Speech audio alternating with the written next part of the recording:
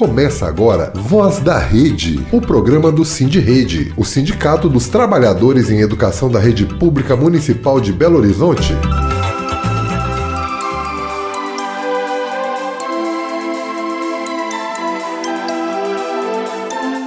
Está no ar o Voz da Rede, o programa do Sindirede, o Sindicato dos Trabalhadores em Educação da Rede Pública de Belo Horizonte. Eu sou Paulo Ribas e você confere agora as atualizações de notícias que interferem no dia a dia do trabalhador mineiro.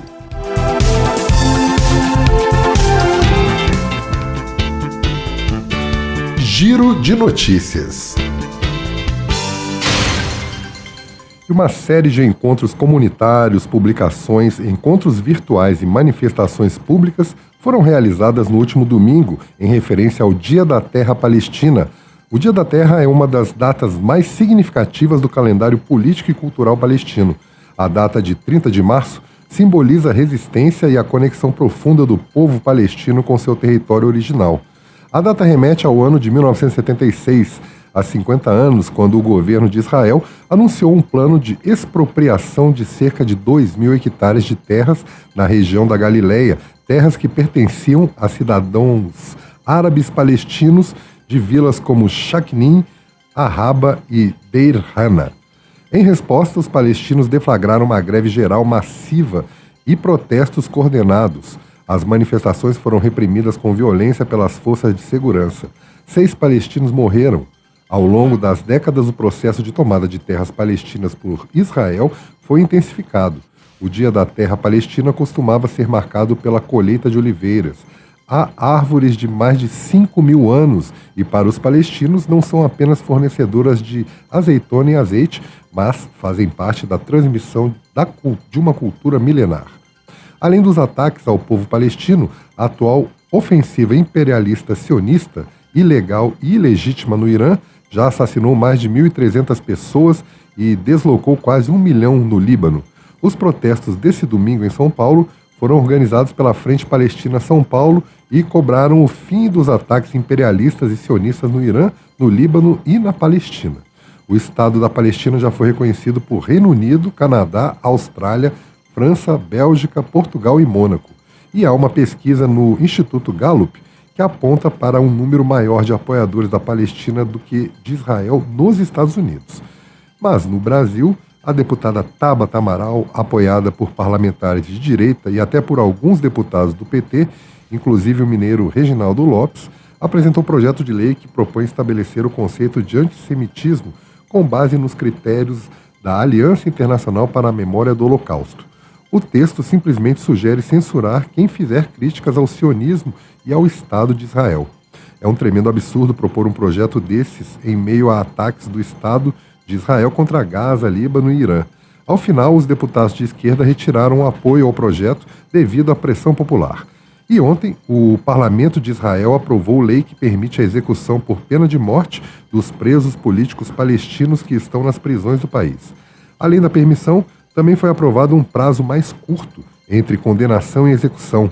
A proposta aprovada causou fortes reações internacionais e críticas de entidades de proteção dos direitos humanos. Além do caráter discriminatório, a medida também é apontada como uma possível violação do direito internacional. Desde 1962, Israel não executa alguém por pena de morte. A medida ainda pode ser contestada judicialmente na Suprema Corte do país. E uma onda de protestos tomou as ruas de várias cidades estadunidenses no último sábado, dia 28 de março, organizada pelo movimento No Kings. É a terceira vez em menos de um ano que o povo toma as ruas para manifestar sua total insatisfação com o governo imperialista de Donald Trump. Eles protestam contra a escalada autoritária do governo Trump, a perseguição contra imigrantes e o impacto econômico dos ataques contra o Irã que fizeram aumentar o preço dos combustíveis e cesta básica. Em São Paulo, cidade de Minneapolis, onde agentes da imigração assassinaram 2 cidadãos estadunidenses, René Good e Alex Preri, durante uma batida truculenta, mais de 200.000 manifestantes estiveram presentes ao protesto. Houve participação de Jane Fonda e show do Bruce Springsteen, que cantou uma música composta em homenagem às 2 vítimas da violência excessiva do ICE, a polícia de imigração do Trump. Este foi considerado o maior protesto de um dia no país, reunindo mais de 8 milhões de pessoas. A mobilização, diferente das demais, ganhou capilaridade em municípios menores e aconteceu no momento de menor índice de aprovação do governo Trump, 36%, segundo uma das organizadoras das manifestações, a Indivisible. Foram mais de 3.300 eventos do movimento No Kings, no país e em outros continentes, inclusive em Paris, Roma e Londres. A Casa Branca classificou os protestos como sessões de terapia de delírios.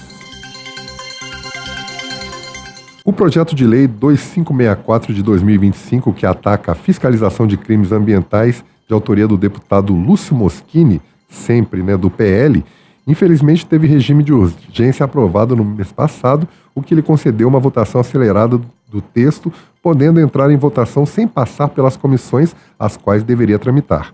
Em mais uma ofensiva da bancada ruralista, que não contente com a aprovação da PL da devastação, continua atacando o meio ambiente e órgãos de proteção. Este projeto absurdo proíbe que órgãos como o IBAMA utilizem monitoramento remoto, como imagens de satélite, na autuação do infrator.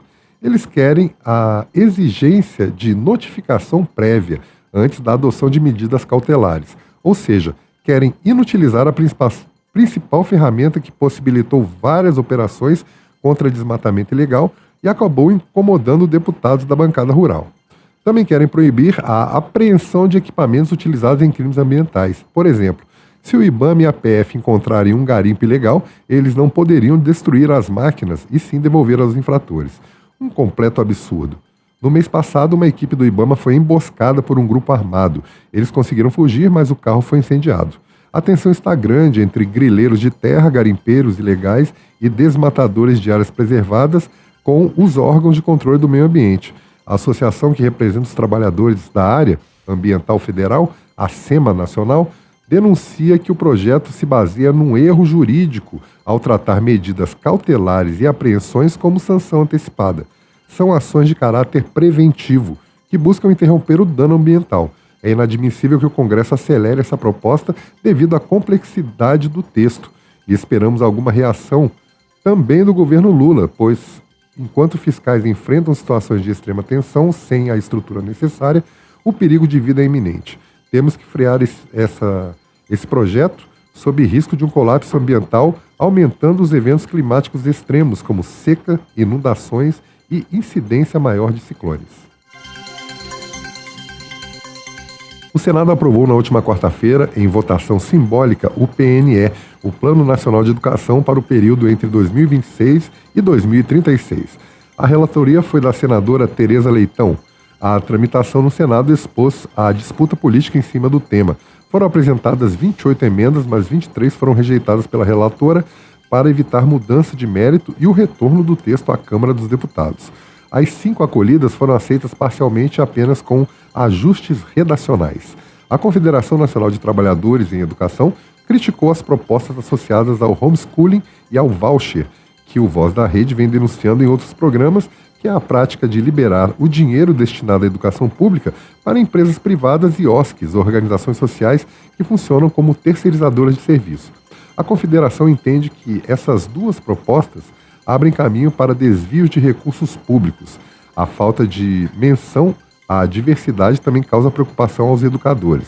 Para as entidades sindicais ligadas a trabalhadores em educação, o novo PNE deve ser acompanhado de perto, pois ele só terá sentido no momento em que se transformar em concurso, carreira, formação, infraestrutura, gestão democrática e condições reais de trabalho nas escolas. A efetividade das metas vai depender de mobilização social, financiamento adequado e compromisso dos entes federativos com a educação pública, o que não vem acontecendo ultimamente.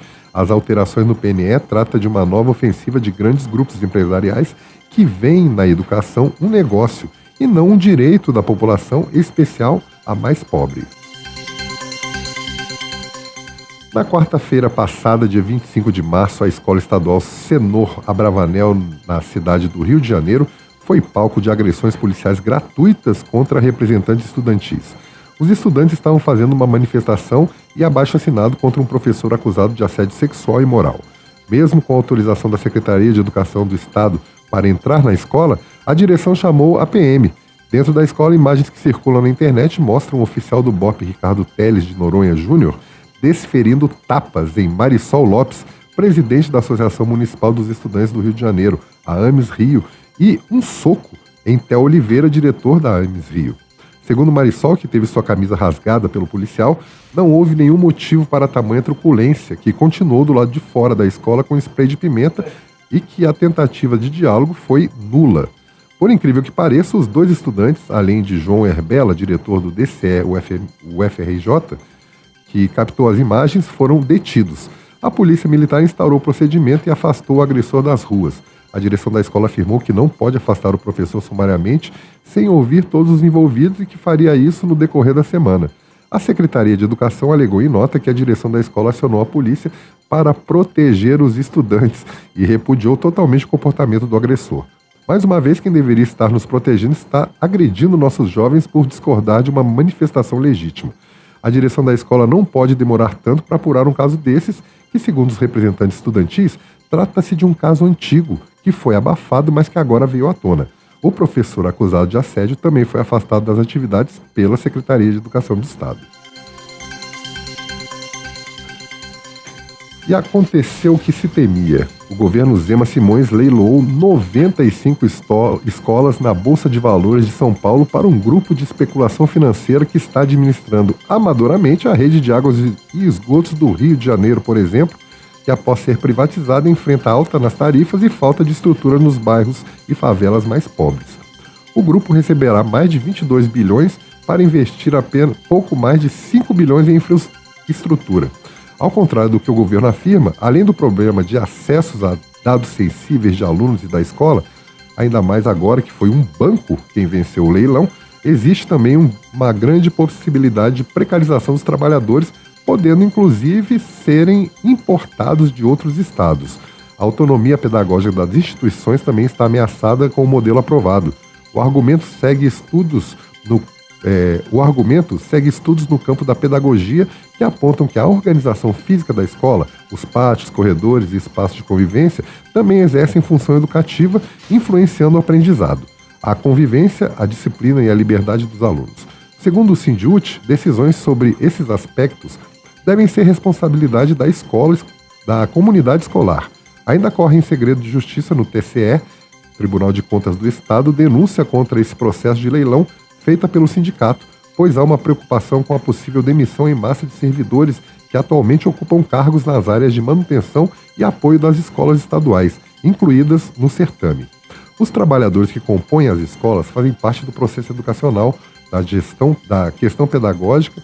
Os profissionais de manutenção, apoio e segurança convivem com os alunos, conhecem as famílias e não é possível separar isso como se fosse restrito ao desempenho escolar deles.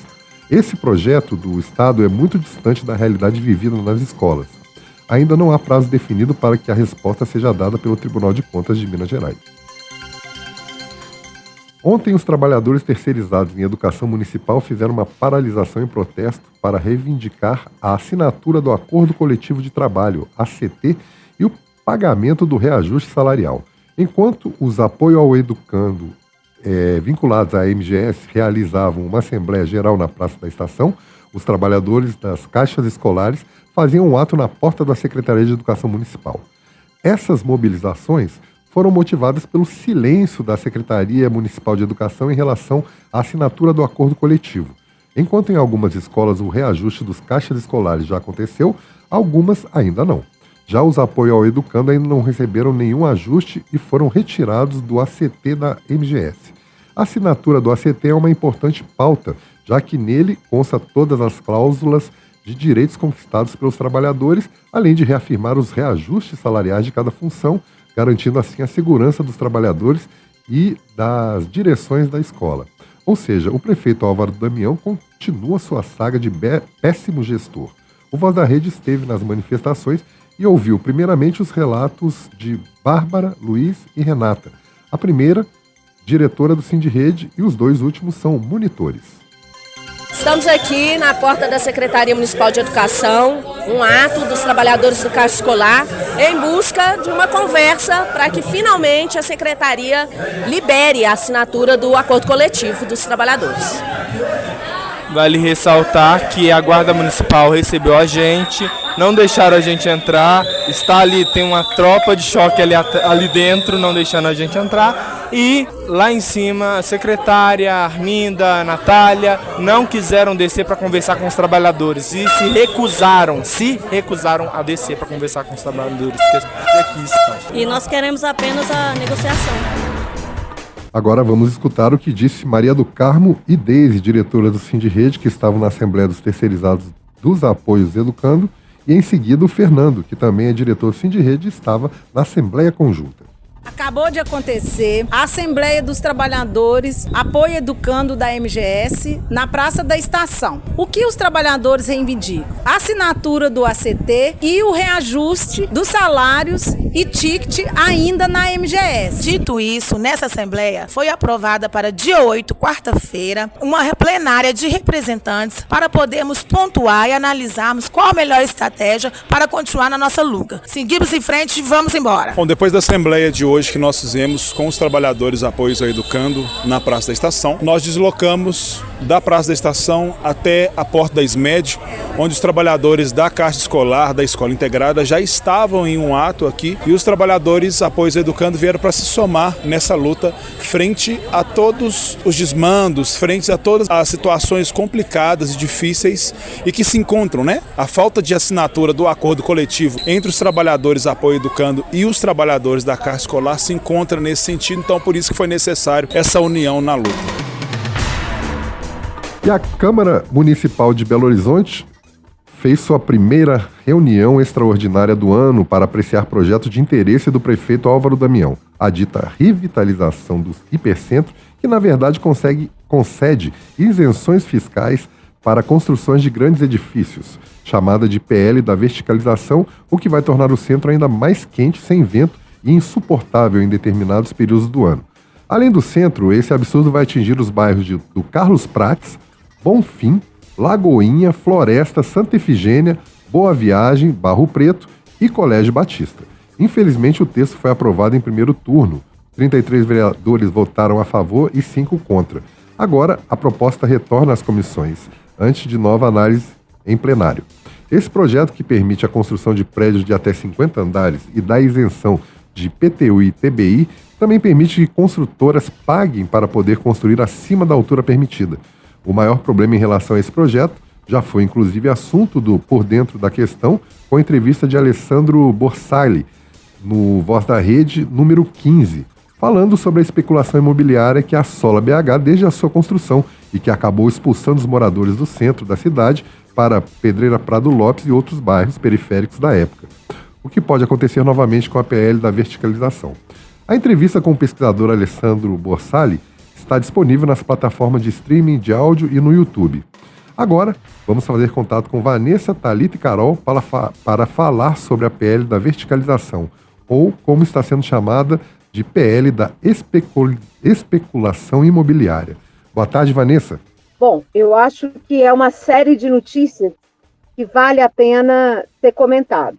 Eu vou passar aí para as meninas para tecerem seus comentários. Lembrando, né, gente, que a gente ainda tem uma ampla discussão ao longo do problema sobre o dia de hoje, né? 1º de abril são 22 anos do golpe militar no Brasil e é importante que a gente não se esqueça disso. E nesse momento, nós vamos fazer o comentário aí das notícias lidas pelo Paulo. Carol, Thalita, quem se habilita? Boa tarde, pessoal. Boa tarde a todos os ouvintes. É importante a gente perceber que pelo menos 2 dessas matérias falam sobre um problema muito sério, que é a questão ambiental e a questão de como o dinheiro, né, a especulação, o lucro, vem ditando sobre a questão ambiental, e que é uma crise eminente, não só no Brasil, mas em especial no Brasil. Se, por um lado, a bancada ruralista ela avança sobre a questão, né, da fiscalização para que facilite que elas façam irregularidades e continuem lucrando ainda mais e destruindo ainda mais o ecossistema brasileiro, temos aí um projeto encabeçado pelo prefeito, que nada mais é do que uma contrapartida para as construtoras, em especial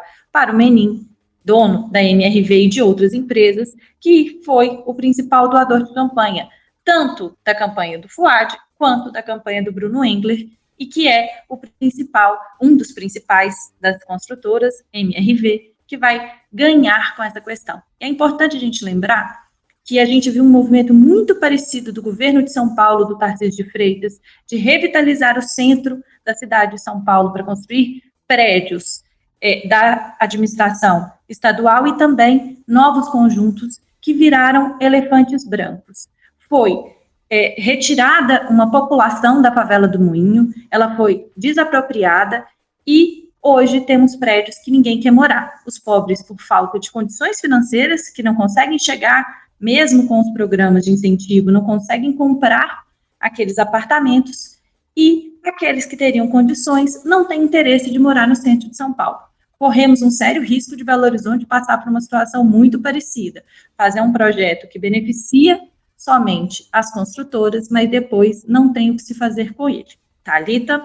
Bom, muito importante, Carol, boa tarde, pessoal, essa questão que você está trazendo, né, que a gente falou aqui no giro sobre o projeto de lei 574, porque a gente também se depara com outro problema. Não há nenhuma preocupação da prefeitura, da administração municipal, em resolver o problema da ausência de habitação em Belo Horizonte. A gente sabe que moradia é um direito constitucional, e nesse projeto, inclusive, não se fala como que o Fundo Habitacional de Belo Horizonte vai ser organizado. Disse que o direito de outorga, né, que é um imposto referente ao pagamento para a construção nessas regiões que falam sobre o PL 574, mas não fala como que esse fundo vai se organizar. Não fala que ele deve ser prioritariamente para habitação popular, para habitação de pessoas com baixa renda, e aí a gente vê o reforço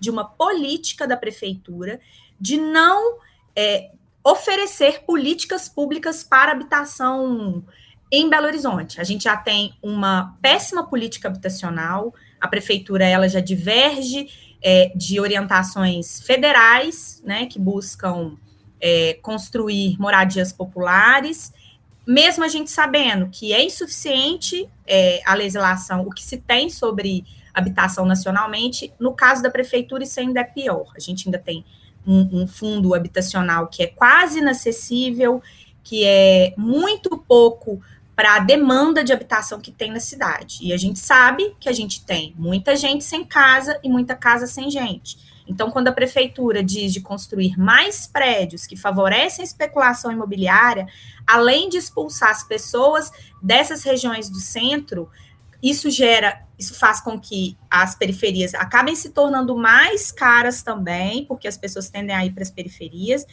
e aumenta o problema da ausência de habitação em Belo Horizonte. Vou passar para a Vanessa esse ponto e depois a gente volta para falar sobre o golpe civil-militar, que é muito importante. Não, então, gente, eu acho que tem dois elementos aí só para reforçar. Vamos lembrar que o Menin é dono da MRV, é dono da Arena e é dono da Itatiaia. Está virando um grande coronel em Belo Horizonte. E, pelo jeito, com as garrinhas bem próximas de ser dono da prefeitura também. Né? Porque, gente, só interessa as grandes construtoras. Veja bem, tem um valor de outorga, mas eles vão, em contrapartida, deixar de pagar impostos importantes para a cidade. Então, na verdade, não entra dinheiro novo para a cidade. Há um favorecimento para que esses empreendimentos aconteçam. Né? Como a Carol falou, não são empreendimentos para a população de baixa renda, porque são em áreas muito valorizadas, vai gerar um problema ambiental grave de circulação de ventos, um problema de circulação de pessoas, né, porque vai travar tudo se isso acontecer, e reforçando o que a Thalita diz, gente, a política habitacional do Brasil é um lixo, não é uma política habitacional para pobre. As pessoas mais empobrecidas, que seria a faixa 1, das grandes cidades, das grandes e médias cidades, praticamente a política habitacional não chega. E por que não chega? Porque a prioridade do programa é a transferência de dinheiro para as construtoras e não construção direta de moradias para a população. E Belo Horizonte segue essa mesma regra. Belo Horizonte, o que tem de programa habitacional para as pessoas mais pobres é remoção. Quando tem que tirar as pessoas de uma área e aí, obrigatoriamente, alocá-las em outra. Né? mas o grande programa habitacional que existe em Belo Horizonte são as ocupações urbanas. São essas que garantem moradia para a ampla maioria das pessoas. E claro que é um problema, porque as ocupações urbanas são autoconstrução. Então, tem todo um problema de infraestrutura, aonde elas vêm se assentar ou se localizar, né? A prefeitura precisa, inclusive, reconhecer esses espaços, urbanizar esses espaços, e não é nem construir, gente. A Thalita falou uma coisa muito séria. Ela precisa desapropriar os imóveis vagos para que eles virem espaços de moradia. E isso não é um problema só para quem não tem moradia, isso é uma questão para a cidade inteira, porque as pessoas vivem na cidade, têm direito a elas, e se a prefeitura não organiza, a situação ocorre de forma desorganizada e é prejudicial para todo mundo. Mas aí voltamos num tema que é muito importante para nós, né? Aliás, todos os temas que foram dados notícias aqui hoje, muito importante para nós. Nós estamos todas muito apreensivas com os rumos dos acontecimentos mundiais, né? Com o povo palestino, os ataques ao povo iraniano, bom, que não tem nada a ver com apoio ao governo iraniano ou não, isso vai ter posições diferentes, possivelmente, no movimento, mas os Estados Unidos não têm o direito de invadir, ocupar e matar as pessoas, né? Não vamos nos esquecer que teve uma bomba que caiu sobre uma escola de meninas, de mulheres, então não tem nada a ver com a defesa dos direitos das mulheres, né? Porque estão matando as crianças. Mas a questão da venda das escolas, que é um ponto que diretamente nós temos que discutir aqui, né? Passo aí para a Carol, para a Thalita, fazer seus comentários. Gente, bem brevemente, a gente vem denunciando já há alguns programas a questão da privatização do dinheiro da educação, da terceirização do dinheiro da educação e da transferência desse dinheiro para empresários. Empresários não estão preocupados com a educação de qualidade, não estão preocupados com o atendimento das populações mais vulneráveis e pobres. Eles estão preocupados com o lucro. E a ideia de educação e lucro não combina, gente. Educação é investimento, ela tem que ser pública. Então, o leilão, além dele ser um absurdo, ele é também um ataque direto ao direito à educação, constitucionalmente definido. Então, é importante, nós já falamos, né, como o Paulo disse, é uma empresa que já trabalha com saneamento, é também a gestora de um hospital na região metropolitana de Belo Horizonte, mas ela não é nem da educação, nem da saúde, nem do saneamento. Ela é um banco e ela está preocupada em ter lucro. Passo para a Thalita. Pessoal, a gente poderia dizer que nesse novo projeto de ataque, né, novo entre aspas, mas nesse momento histórico que a gente está vivendo de ataque às escolas públicas e à educação pública enquanto direito, a gente tem 3 grandes dimensões. Uma é a financeira, que tem esse objetivo, que tanto a Vanessa quanto a Carol já destacou, que é obter lucro através das escolas. Então, tem uma característica da elite do empresariado brasileiro, que é dilapidar a riqueza nacional, e aí no sentido, o financiamento público da educação. Então, é realmente retirar o financiamento público da educação e obter lucro com isso. Então, nessa perspectiva, o dinheiro público não é para a escola pública, né? É para as iniciativas privadas. Uma segunda dimensão seria a dimensão do sentido da educação. Então, essas empresas e a elite financeira brasileira ataca também o planejamento e os projetos pedagógicos. Aqui na rede municipal, a gente tem vivenciado isso muito de perto, com a entrada de empresas que formam, que constroem materialidade, que fazem plataformas, e aí eles colocam dentro das escolas uma mentalidade, um projeto ultraliberal de educação, de sujeito e de sociedade. E uma terceira dimensão seria a dimensão da repressão, a gente pode dizer assim, que se aparece muito também nas iniciativas de escolas cívico-militares, mas elas têm por objetivo esvaziar o caráter transformador da educação e da escola pública, ainda que a gente saiba que temos muitas limitações, a escola ela também é fruto da nossa sociedade, que é desigual, que é capitalista, mas esse caráter repressivo também, dessas intervenções nas escolas, querem esvaziar qualquer possibilidade de construção popular no interior das escolas, de mobilização e de transformação. É muito importante a gente ter a dimensão desses elementos para a gente também construir uma resistência. Infelizmente, no governo do Estado, sob agora a administração de Matheus Simões e Zema, tem leiloado e a gente precisa continuar construindo essa resistência aqui no Estado e em Belo Horizonte. Gente, olha só uns números que chamam bastante atenção. Quem comprou vai ganhar 23 bilhões para fazer as melhorias. Qual que é o sentido disso? Ele leiloou as escolas e quase metade do valor do leilão o Estado vai dar para as empresas para fazer as reformas que as escolas precisam. Qual que é o sentido de leiloar? Não tem sentido nenhum, se é o Estado que vai bancar as reformas estruturais que as escolas precisam. Então, isso é um negócio que as pessoas precisam entender, gente. Não tem objetivo de melhorar a gestão. O objetivo é transferência de recursos públicos mesmo, né? E a outra coisa é o controle do projeto pedagógico, que é o que a Thalita falou. E o que representa esses projetos ultraliberais? Vejam, às vezes as pessoas falam, não, mas eu quero uma escola mais próxima da escola particular, eu quero uma escola que os meninos aprendam a trabalhar, que os meninos aprendam a lidar com dinheiro, que os meninos aprendam... Nós também queremos, né, gente? Porque nós queremos uma escola que os meninos aprendam todas as habilidades que eles acharem, que eles tenham condição de aprender todas as habilidades que eles desejarem, ou que eles acharem necessário. Qual é a questão? A escola pública é para todo mundo. A escola pública é para criança que tem dificuldade, é para criança que tem mais facilidade no desenvolvimento cognitivo, é para criança que tem um processo de aprendizagem diferente, ela é para todo mundo, e ela tem que dar conta para todo mundo. Então, essas tentativas de terem modelo único, cartilha para a escola pública, não funciona. Não funciona porque, quando a criança chega em casa, a família não tem condição de pagar um professor particular, um psicólogo, um psicopedagogo para acompanhar.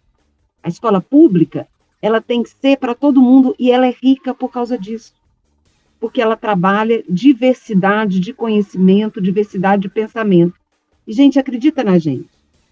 Nós somos 3 professoras, de gerações diferentes. Acredita.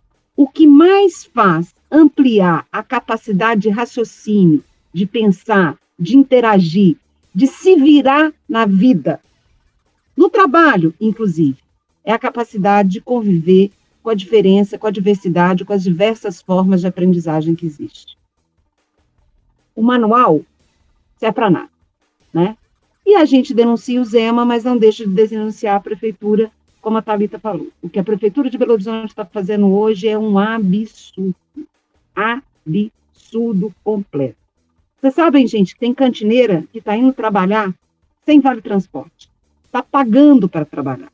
Sabe por quê? Por causa da terceirização do serviço. E do lixo, da incompetência da secretária de Educação. As OSCs que estão para entrar aí não têm formação nenhuma, sabe nada de atendimento das crianças com deficiência. Tem OSC fazendo reunião dentro de igrejas com pastores. Nada contra pastores, nada contra as igrejas. Mas não são os atores do processo educacional de uma escola pública. Paulo, estou achando que nós estamos estourando o tempo, né? Então, paramos por aqui, nos despedimos para dar sequência aí, que a gente tem ótimas entrevistas para discutir conosco o que representa o 1º de abril na história do nosso país. Infelizmente, não foi uma mentira, foi uma verdade muito mal. Não foi nenhuma, ela foi bem contada e só sofremos na pele. A classe trabalhadora desse país sofreu na pele o que representou o golpe militar. Dá sequência aí, gente. Voz da Comunidade. Bom, gente, o programa de hoje, dia 1º de abril, é um programa especial para lembrar os 62 anos do golpe militar no Brasil. Uma ditadura violenta que representou um atraso na vida da classe trabalhadora e, portanto, é um dia de protesto. nós vamos conversar aqui agora, na Voz da Comunidade, com uma professora aposentada da Rede Municipal de Educação de Belo Horizonte, Heloísa Greco, mais conhecida pelos amigos como Bisoca, que é uma ativista da causa dos direitos humanos e da luta por anistia e da luta por reparação. Bisoca, muito obrigada por atender ao nosso chamado. Bom dia a todos, todas e todos. Fortes saudações antifascistas e anticapitalistas para todos que estão nos ouvindo. Para mim é uma honra participar de um programa, que é a Voz da Comunidade. Como você disse, eu sou professora aposentada da Rede Municipal e estou lutando nessa frente que é ao mesmo tempo tão importante, tão espezinhada, que é a luta pelos direitos humanos há mais de 50 anos. Eu fui praticamente socializada durante a ditadura militar. Quando veio o golpe, em 1964, eu tinha de 12 para 13 anos. Quando o último general saiu do poder, em 1985, eu tinha 33 para 34 anos. Como você disse, 21 anos de ditadura sangrenta, ninguém escapa incólume, muito menos uma sociedade como a nossa, que, além de tudo, tem no prontuário mais de 400 anos de escravidão e 526 anos de opressão sobre os povos indígenas, que só existem hoje porque resistem. E aí, gente, nós vamos conversar, já estou me adiantando algumas coisas, mas nós vamos lembrar que o terrível legado da ditadura ainda está estranhado no chamado Estado Democrático de Direito. Está muito arraigado nas entranhas desse Estado que nos oprime até hoje. Comecei minha militância no movimento estudantil em 1970, mas a centralidade, exatamente no ano de 1970, no curso de História da Universidade Federal de Minas Gerais, na saudosa Rua Carangola. Mas a centralidade da minha militância nos anos 1970 foi no movimento feminino pela anistia, no Comitê Brasileiro pela Anistia. Eu militei também nos jornais de imprensa alternativa. Eu tive a oportunidade, o privilégio de participar das grandes greves que aconteceram em 78, 79, 80, 81, greve de trabalhadores e trabalhadoras de ensino, junto com várias outras categorias. Tenho militado pelos direitos humanos durante a ditadura e depois da ditadura, e tenho militado também contra a ditadura durante a ditadura e depois da ditadura, porque esse terrível legado, a gente ainda tem que saber com ele, é um longo caminho a percorrer. Quando o último general saiu do poder, todos nós sabemos, tem uma transição política que alguns muito rapidamente chamam de redemocratização, que não foi um pacto sem ruptura. E todo o legado da ditadura, sobretudo aquele desrespeito ao terrorismo de Estado, está nos cercar por todos os lados até hoje. Tem mais uma coisa que eu devo dizer, que faz parte do meu repertório, digamos assim, da minha trajetória. Eu tenho a responsabilidade, a alegria e a honra de ser filha de Dona Helena Greco, que é das grandes referências nessa luta contra a ditadura, nas lutas contra todas as formas de opressão. A Dona Helena foi vereadora na época de um processo bastante duro, foi reconhecida por todo o movimento, como parte de uma das lutadoras e defensoras daqueles que eram perseguidos pela ditadura militar. Bisoca, você faz parte de um instituto que leva o nome da sua mãe, o Instituto Helena Greco, faz parte do Conselho do Memorial de Direitos Humanos. Na sua trajetória, o que você diz que é a nossa tarefa principal hoje, no que diz respeito a esse debate de todo o histórico da ditadura militar no Brasil? Hoje, um dia de protesto para denunciar, mas também para exigir. Exigir o quê? Vou falar um pouco mais da Dona Helena Greco, que ela foi, sobretudo, uma militante pelos direitos humanos, que entendia, como a gente também entende, a luta pelos direitos humanos como uma luta contra-hegemônica, portanto, uma luta contra o sistema, como a gente gosta até de parafrasear o Chico Mendes, que diz que luta ambiental sem luta de classes é jardinagem. A gente diz, referenciando a Dona Helena Greco, que luta pelos direitos humanos sem luta de classes pode ser uma coisa enaltecedora, mas não passa de autoajuda. Então, essa questão tem que estar sempre presente. Ela, então, teve a militância principal dela na luta contra a ditadura e depois veio a ser vereadora exatamente por conta de toda essa trajetória de luta dela. O Instituto Helena Greco de Direitos Humanos e Cidadania, ele foi construído a partir de 2003 por vários militantes dos direitos humanos, movimentos sociais, ex-presos políticos, familiares de mortos desaparecidos, e a proposta é exatamente essa também, resgatar a luta contra a ditadura e a reatualização dessa luta, que é a luta contra o terrorismo de Estado e do capital. Faço parte da Comissão Independente do Memorial Ocupado,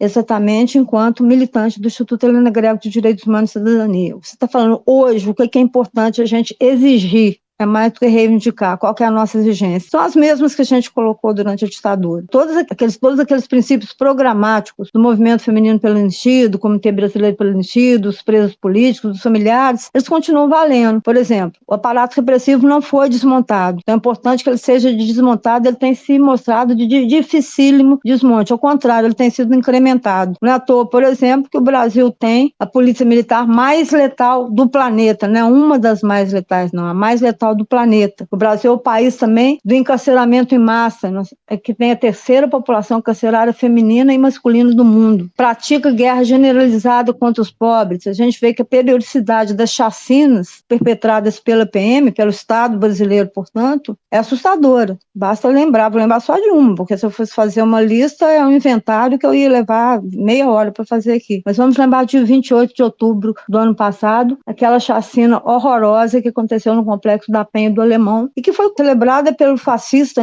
Cláudio Castro, e pela mídia corporativa toda. E foram 130 mortos em condições assim terríveis, de execução sumária e também de tortura. A questão do desmantelamento do aparato repressivo é uma questão que a gente tem que continuar insistindo, e é uma luta estrutural, é uma luta contra o sistema final. Outra questão, o esclarecimento circunstanciado das mortes e desaparecimentos políticos da ditadura, isso aí também não foi resolvido. Os familiares continuam sem ter o direito ancestral, que alguns dizem sagrado, que é de enterrar seus entes queridos. A sociedade também não teve direito a essa verdade histórica. É importante que aconteça. Outra questão, a abertura dos arquivos da ditadura, dos arquivos de repressão, isso também não aconteceu. Uma parte foi aberta, mas a grande parte continua sob sigilo. Nós sabemos que esse sigilo só favorece os algozes. A própria responsabilização daqueles que perpetraram crimes contra a humanidade durante a ditadura, os agentes da repressão que sequestraram, prenderam, estupraram, torturaram, escortejaram, ocultaram os corpos dos nossos companheiros e companheiras que tombaram na luta contra a ditadura, não houve responsabilização deles, como também não houve a responsabilização dos empresários, banqueiros, latifundiários, empreiteiros, donos de veículos da mídia corporativa, eles também que não só participaram diretamente da repressão, mas conceberam a ditadura, porque afinal de contas a ditadura tem um caráter de classe. Ela veio para poder implementar o projeto máximo da burguesia, que é a tal conservação, que alguns chamam de modernização conservadora do capitalismo, eu prefiro chamar de modernização fascista do capitalismo. E é por causa de tudo isso, inclusive, que o neoliberalismo, o totalitarismo de mercado, o necroliberalismo tem se implantado com tanta eficiência aqui no Brasil hoje. Essa é a nossa luta. E o que acontece hoje é uma repaginação da doutrina de segurança nacional, que é o arcabouço ideológico da ditadura militar, aquela que inventou que existem inimigos internos, que eles precisam ser eliminados, e enfrentou também a questão das fronteiras ideológicas, quer dizer, não existiam fronteiras territoriais, as fronteiras seriam ideológicas, e esses inimigos que ameaçassem o binômio, que é o lema da ditadura, desenvolvimento e segurança, deveriam ser exterminados. Isso é repaginado hoje. A questão do anticomunismo permanece isso há muito tempo. Você sabe que o próprio DOPS é de 1927, de lá para cá esses inimigos permanecem, mas hoje está muito presente aí. Como está presente também essa questão das fronteiras ideológicas. A gente está vendo que o imperialismo estadunidense tem feito pelo mundo afora. Tem invadido países em todos os hemisférios em busca desse inimigo para eliminá-lo, e nesse caso em nome do que eles fabricaram, que é o tal de narcoterrorismo. Então isso tudo está junto. Isso aí nos leva a afirmar também, é bom que a gente desmistifique isso, que a luta contra a ditadura não é uma luta do passado, é uma luta presente, porque o próprio fascismo, o processo de fascistização que está nos cercar por todos os lados, ele é tributário exatamente dos 21 longos anos de ditadura, dos 41 longos anos de transição pactuada e sem ruptura que a gente está vivendo. É isso que você perguntou? Acho que sim, Eu até me excedi um pouquinho. A gente agradece muito a sua participação e permanecemos sempre na luta. Um abraço para você. Um beijo, abraço para todo mundo, juntos na luta. E hoje todo mundo, às 5 horas da tarde, no Memorial de Direitos Humanos Ocupados, que a gente vai repudiar os 61 anos do golpe militar e celebrar 1 ano de ocupação do memorial, que é uma vitória bastante significativa. Então, um abraço para todas, todos e todos, juntos na luta. Um abraço, Bijota. Por dentro da questão. Boa tarde, gostaria de agradecer a presença do Oraldo Paiva e da Magda, que estão aqui hoje para conversar conosco sobre esta data, dia 1º de abril, em que se marcam os 64 anos do golpe cívico-militar no Brasil. Eu sou Oraldo Paiva, né, como você já disse, sou metalúrgico aposentado, fui um dos fundadores e sou um dos coordenadores da COVET, que é a Comissão da Verdade dos Trabalhadores e do Movimento Sindical em Minas Gerais, e sou membro da Comissão Independente do Memorial Ocupado. Eu sou Magda de Almeida Neves, fui professora da UFMG e da PUC, mas já estou aposentada. Fui uma das fundadoras do Movimento Feminino pela Anistia, aqui em Minas Gerais. Hoje sou do coletivo Pontos de Luta. Contem pra gente um pouquinho como que foi o processo do regime em Belo Horizonte, ou onde vocês residiam na época, e a importância da gente não esquecer o que foi o golpe de 64 no Brasil. Essa é uma data que nós, do movimento sindical e do movimento sociais de modo geral, nunca deixamos esquecer. Por quê? Porque nós entendemos que esse foi um período muito triste da nossa história. Foi um golpe militar que, como consequência, retirou muito o direito dos trabalhadores, atacou diretamente o direito de organização dos trabalhadores e da população. Essa data é uma data muito importante, porque o status quo, ele tenta a todo instante apagar, deixar isso aqui como uma coisa que aconteceu, que ficou aí na história, mas que ninguém lembra mais. No entanto, principalmente nos últimos tempos, tem surgido muitas narrativas e até questionamento se houve o golpe, se o golpe de fato desembocou na ditadura. O próprio governador de estado disse que ditadura é um ponto de vista, que ele não acha que teve ditadura. Então, para a gente resgatar esse período, nós que sofremos, fomos perseguidos e que lutamos desde o início da ditadura contra ela, é fundamental essa data e é fundamental ela como parte de uma luta que não acabou ainda. A luta está em curso e ela é necessária e vai continuar, é preciso continuar. A ocupação do espaço, por exemplo, do antigo DOPS, ela é uma luta muito importante nesse marco. Não deixar se apagar a história para que as coisas não voltem a acontecer. Eu também penso assim, quer dizer, essa data é uma data que nunca pode ser esquecida. Foi um momento terrível da história do Brasil, essa ditadura cívico-militar. Eu sou da geração dos anos 60 e dos anos 70, fiz parte dos estudantes que foram para a rua contra a ditadura, com várias passeatas, várias manifestações, e a partir daí uma luta intensa contra a ditadura, que ocorreu nas universidades. E eu acho que isso foi um momento assim de muita tristeza para a história do Brasil. Muitos companheiros nossos foram presos, foram mortos, foram torturados. Uma ditadura que não respeitou em nenhum momento os direitos humanos, os direitos sociais, instituiu vários atos institucionais, entre eles o ato institucional número 5 de 1968, que fechou o Congresso e tirou vários direitos. Sabemos muito bem que essa ditadura durou 21 anos e não podemos esquecer jamais, nem deixar que a nossa democracia conquistada, com tantas vidas que foram mortas, presas, torturadas, etc., ela se perca. Qual que é o trabalho desse memorial? Você falou um pouco dele, Oraldo.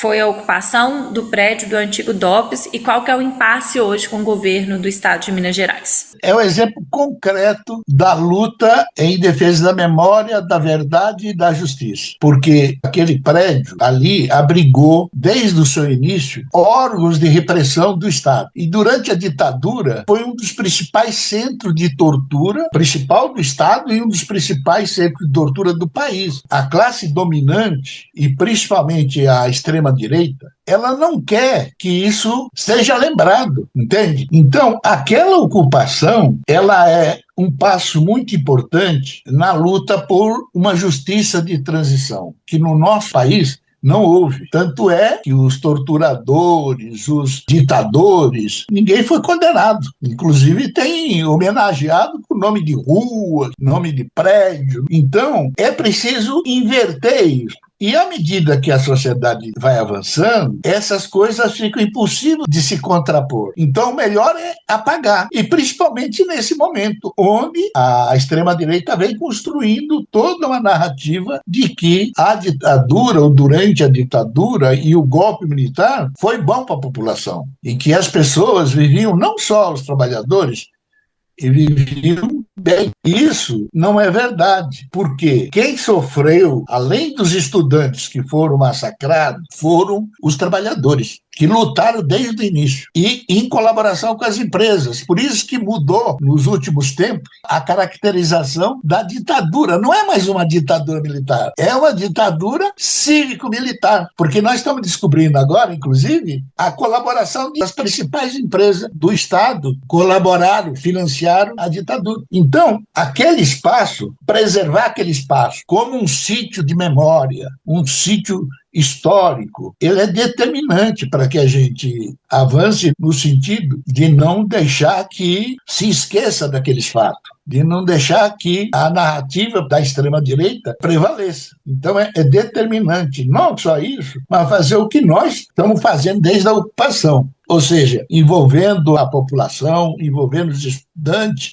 visitas, tá? Entende? Isso é muito importante e por isso que a gente segue naquela luta, até tomar de conta de vez a gestão daquele processo, mas a administração dele, tá? Entende? Eu acho que o Oraldo já falou coisas muito importantes, quer dizer, essa sede do DOPS, que foi um lugar de muita tortura no período da ditadura cívico-militar, como ele lembrou bem, né? Uma aliança entre empresários, grandes empresas e militares no Brasil, ela é um lugar histórico, é um lugar que não pode cair no esquecimento. Essa ocupação feita pela juventude, eu aqui parabenizo os jovens que estão lá lutando por tornar aquele centro um centro de memória de direitos humanos, em contraposição àquele outro momento que foi um momento contra os direitos humanos, um momento de tortura, de prisão. Então eu acho que isso é de vital importância. É, por outro lado, um lugar que deve ficar permanentemente como uma lembrança, uma memória daquele momento histórico no Brasil, que foi a ditadura. E para isso ele tem que se tornar realmente um centro de memória. Nós sabemos que o governador Zema, da ultradireita em Minas Gerais, que não faz nada por Minas, só destrói Minas Gerais, ele não quer de maneira nenhuma, junto com outras autoridades e outras instituições, não quer de maneira nenhuma que ali se torne um centro de memória, porque vai reavivar aquele momento da nossa história que foi um momento da ditadura. Por isso que nós fundamos o Movimento Feminino pela Anistia. Foi justamente nessa luta que as mulheres se colocaram. A luta pelos direitos humanos, a luta contra as ditaduras, e muitas mulheres no Brasil, mães, irmãs, esposas de presos políticos e outras companheiras, se uniram na luta pela anistia. Infelizmente, a lei da anistia, que foi promulgada pelo Congresso, não foi a lei que nós queríamos. Foi a lei que, naquele momento, perdoou tanto os torturadores como os torturados. Nós temos que fazer essa mudança, nós temos que fazer essa reparação. Isso é fundamental para que a democracia no Brasil se fortaleça. Sabemos que o Brasil é, na América do Sul, onde tiveram várias ditaduras muito próximas em termos de tempo. O Brasil foi a primeira, mas teve Argentina, Chile, Uruguai. Somente o Brasil não fez esse enfrentamento aos torturadores e aos responsáveis. Como que é essa questão e dentro do movimento hoje, qual que é a principal articulação que tem sido feita para que esses torturadores, ainda que muitos já tenham inclusive partido, sejam responsabilizados? tem que continuar nessa luta permanente. Primeiro porque tem muitos arquivos que ainda não foram abertos. A Comissão da Verdade prestou um serviço enorme, foi uma grande contribuição, buscou aqueles que estavam invisíveis, aqueles que tinham sido esquecidos e que lutaram fortemente contra a ditadura, né? Então eu acho que o papel da Comissão da Verdade nesse ponto foi fundamental, mas nós temos que dar ainda mais um passo, e eu acho que o Oraldo vai concordar comigo perfeitamente. Esse passo é justamente para penalizar, condenar aqueles que estiveram à frente desse movimento ditatorial e que tanto mal causou ao Brasil na perseguição de jovens que doaram suas vidas numa causa importantíssima, que foi justamente a luta contra a ditadura.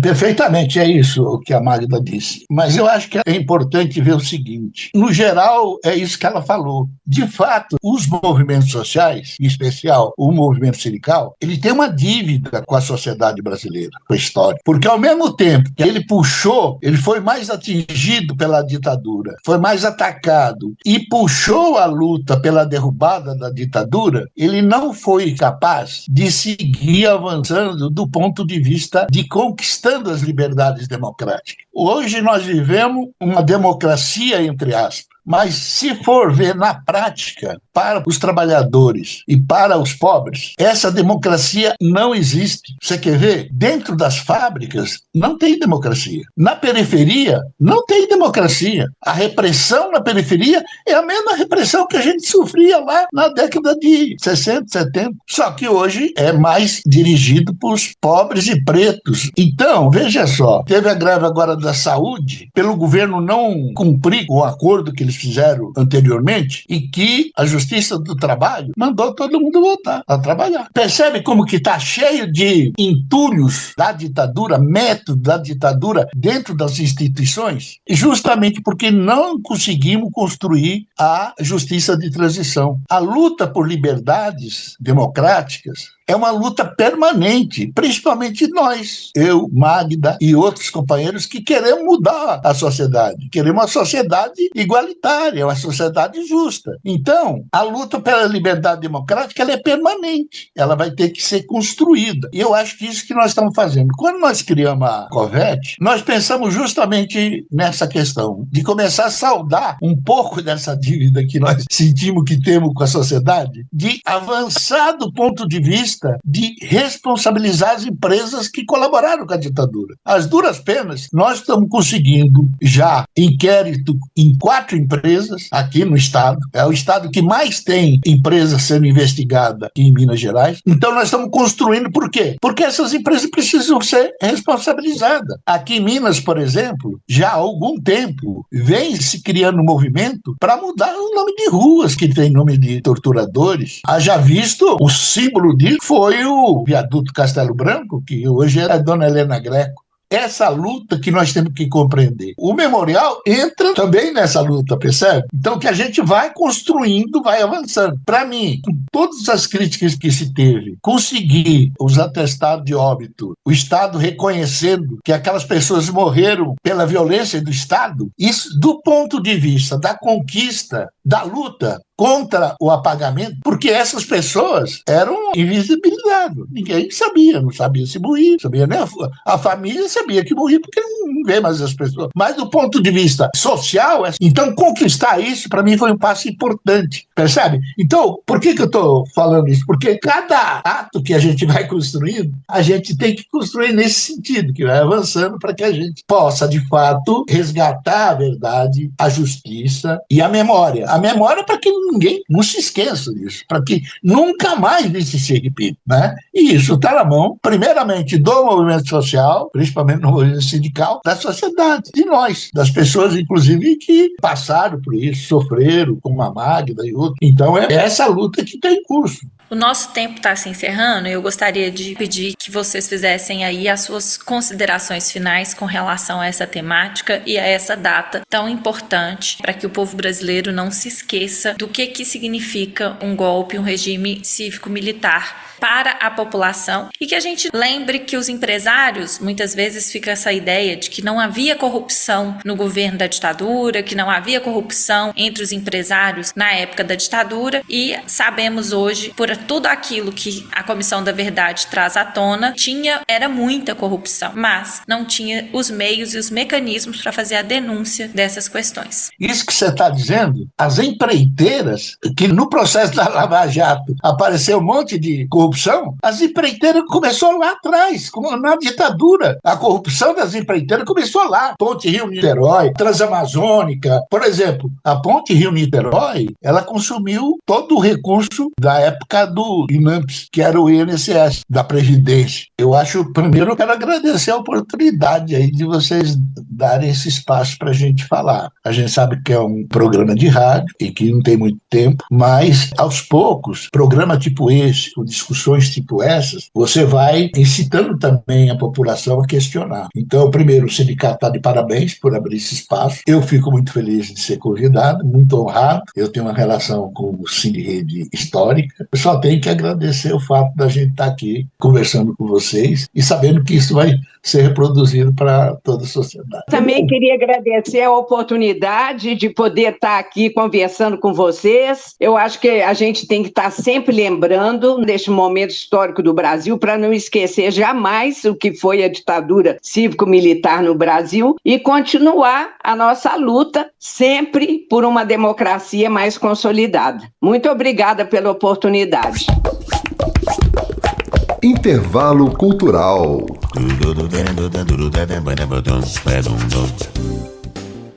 E já que estamos falando de golpe civil-militar, o Memorial dos Direitos Humanos de Minas Gerais está fazendo 1 ano de ocupação e é uma ótima sugestão de visita para conhecer os porões da ditadura em Minas Gerais. Ele fica no antigo prédio do DOPS e DOI-CODE, localizado na Avenida Afonso Pena, número 2351, e serviu de cenário para torturas e outras violências praticadas pelo governo militar. Por causa da morosidade do governo Zema, que insiste em não reconhecer o golpe, o imóvel ficou abandonado durante 7 anos e foi ocupado há apenas 1 ano pelos movimentos sociais. Atualmente são realizadas visitas guiadas pelo imóvel com inscrições pelo Instagram no @ocupeomemorial, geralmente de quinta a domingo. Acesse e se inscreva gratuitamente e se você quiser contribuir para a manutenção do memorial, você pode fazer no Pix Memorial dos Direitos Humanos, tudo junto, em letra minúscula, @gmail.com. Mas se você quiser doar itens de higiene e limpeza, pode ir diretamente ao local, repetindo na Avenida Afonso Pena, número 2351. A luta por memória é coletiva e a sua solidariedade mantém o memorial aberto para todos. Colabore com doações e participe das atividades. Agora, ouça o convite do Oraldo para conhecer o memorial. Esse mês, lá no Memorial, toda semana nós apresentamos. Então, tem vários filmes, documentários que são muito interessantes. Agora, tem vários outros livros. Tem Ditadura Nunca Mais. E chegamos ao final do Voz da Rede. Se você não conseguiu acompanhar todo o programa ou o programa anterior, procure por Sindirede no SoundCloud, Spotify, Deezer, Amazon Music, YouTube Music ou no YouTube.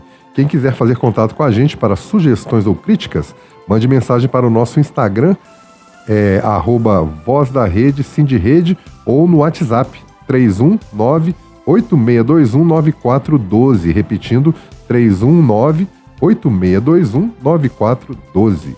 Obrigado pela audiência, uma ótima semana e até o próximo programa.